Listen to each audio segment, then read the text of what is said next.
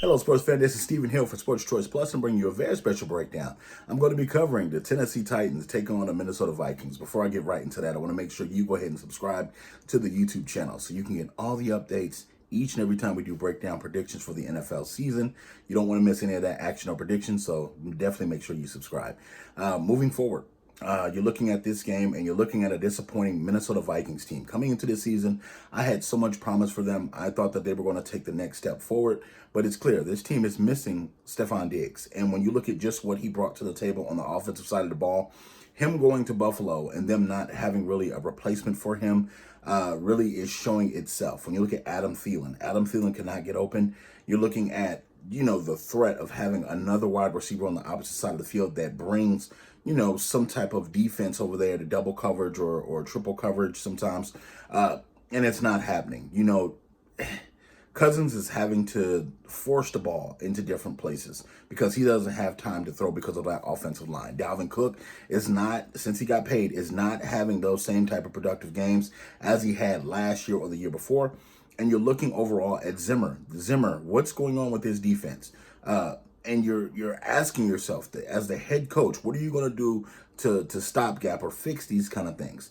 I don't think there's a solution that the Minnesota Vikings are going to have right now, and I don't think it's going to be in the near future. This could cost Mike Zimmer his job, unfortunately.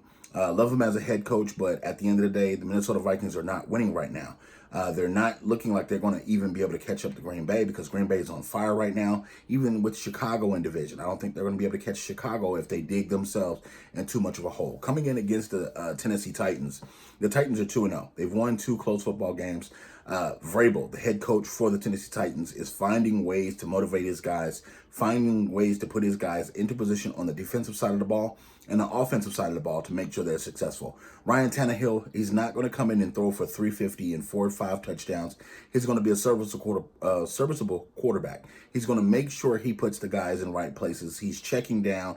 He's making sure Derrick Henry's getting the ball. He's audibling out of plays where he feels like he's going to throw an interception or the pressure's too much.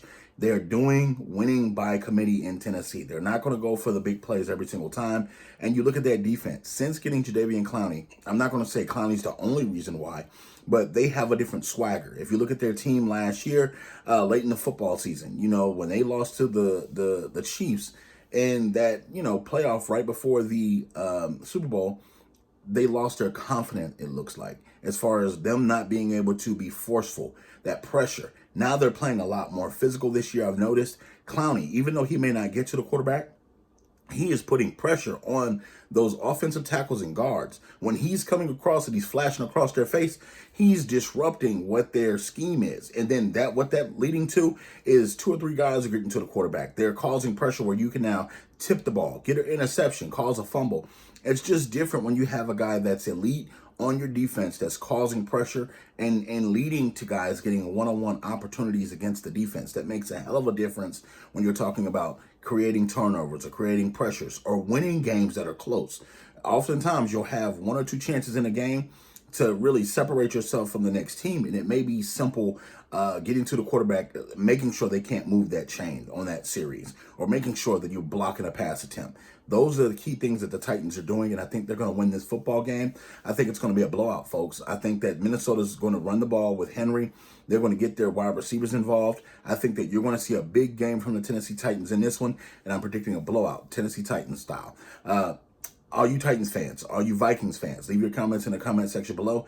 And definitely check us out and subscribe. Each and every week we have content coming out for the NFL games. If you want to see your team in there, make sure you put it in the comment section. Thank you so very much, and we'll see you next week.